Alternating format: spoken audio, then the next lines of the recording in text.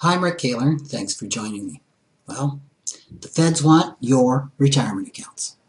This was the headline of a February 22nd post on the American Thinker blog, recently forwarded to me by a reader. Normally, I hit delete on articles warning of some type of impending financial doom. But I read this one, especially since Argentina confiscated its citizens' retirement accounts shortly before I first visited there in 2009. According to this article, in 2007, a professor of economic policy from the New School for Social Research, Teresa, and I'll call her Jill Dukey, wrote a paper calling for the U.S. government to eliminate private retirement accounts. She suggested confiscating the assets in those accounts and replacing them with a guaranteed retirement account called a GRA, which guarantees a return of 3%. This is basically another program like Social Security. The interesting thing about this is it's basically what Argentina did 1 year later. I brushed aside Argentina's reaction back then as the quirky behavior of a third world banana republic. Such confiscation would never happen in a developed country like the U.S. Today, I'm not quite as nonchalant about the prospect of nationalizing private retirement accounts. While I still believe it's unlikely, I don't completely rule it out as right fringe conspiracy lunacy. The dramatic fall of our economic freedom from third in the world to 18th in 10 short years should give any U.S. citizen pause. Even since 2009, we've seen a significant shift in public preference toward a government-controlled economy versus a market economy. Does that mean we should stop funding our IRAs and 401ks and start stuffing gold coins into coffee cans? No, I don't think so. I still favor retirement accounts and personally fund mine to the maximum. I recommend that most wealth accumulators do the same. Roth IRAs, where the proceeds are distributed tax-free, are especially attractive vehicles in which to store investments. However, they are only good as our government's word.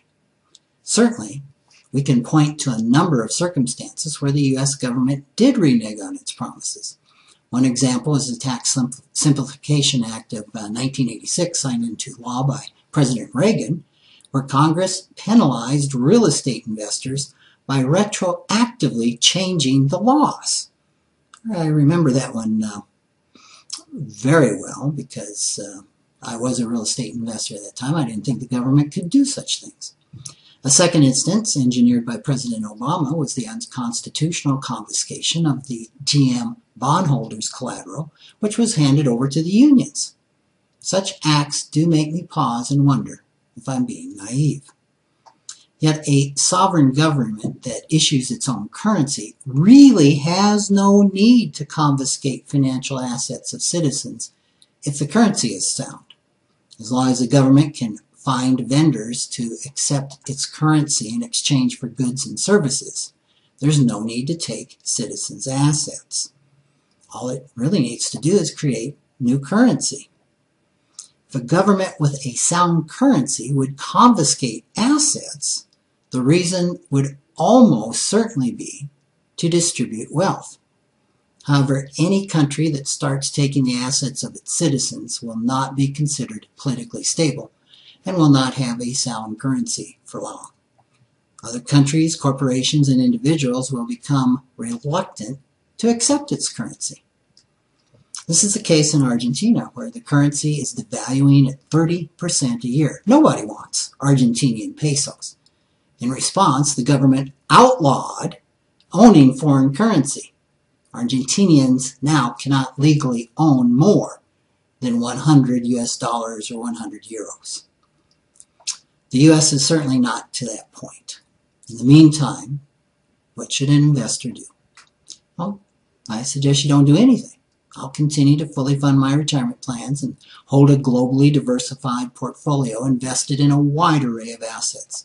I will, however, continue to cast a watchful eye toward the strength of the U.S. dollar. It's very important to keep an eye on that. The CPI, the inflation rate index, and our tax and economic policy. As my father often says, never say never. Thanks for joining me.